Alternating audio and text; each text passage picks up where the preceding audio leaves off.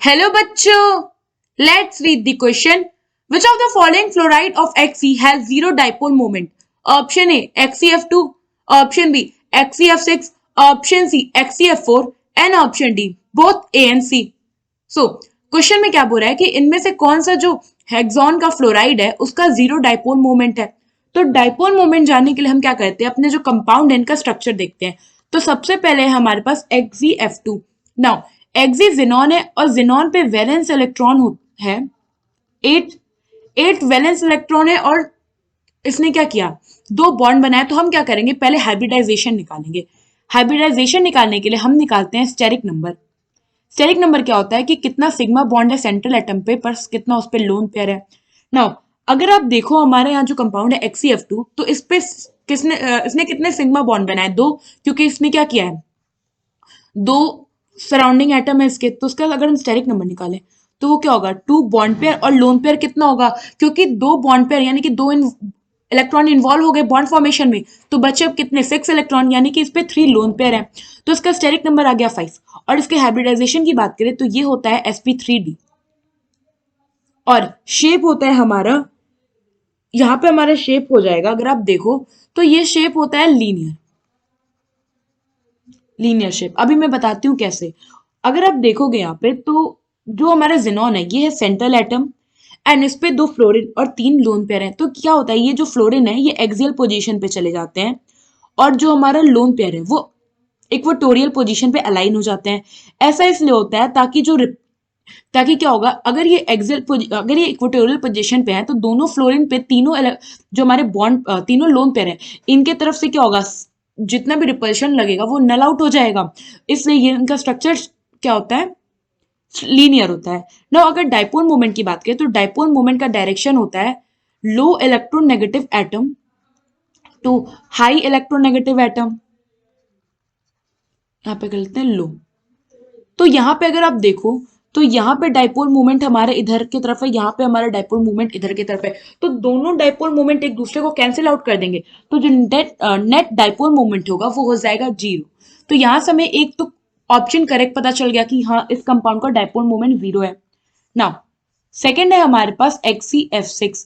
XeF6 में अगर आप स्टेरिक नंबर निकालो तो इसमें सिक्स बॉन्ड पेयर है और वन लोन पेयर है।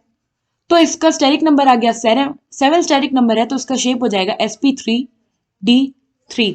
ना अगर आप इसके शेप की बात करो तो इसका शेप जो होता है ये होता है डिस्टॉर्टेड ऑक्टाहेड्रल। क्योंकि यहाँ पे क्या है, सेवन बॉन्ड पेयर है और एक लोन पेयर है, इस वजह से इसका शेप होगा डिस्टॉर्टेड ऑक्टाहेड्रल। तो ये हो गया हमारा।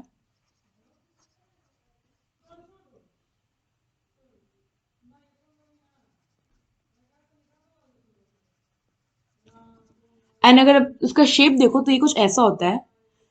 जिनॉन हो गया हमारा सेंट्रल एटम एंड ये हो गया इस पे एक लोन पेयर, यहाँ पे एक फ्लोरीन, यहाँ पे फ्लोरीन,